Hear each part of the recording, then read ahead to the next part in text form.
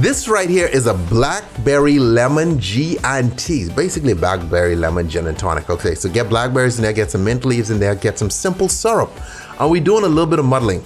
You add a little bit of lime in here, you could have had a mojito, kind of. All right, muddle that up. Ice, gin, of course a mojito would be rum. This is gin. Then you come behind with a little bit of lemon juice, and then we come behind with some tonic water, because remember, it's a G&T, so this is a variation of a gin and tonic. If you're a gin and tonic kind of person, and you want to spruce it up, you give this one a try, okay?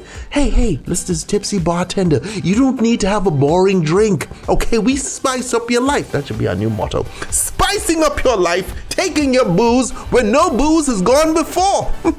The Star Trek reference, okay? All right, sip, sip, sip. Delicious, nice, fun drink. Give it a try. For all your drinking needs, tipsybartender.com, homeboy.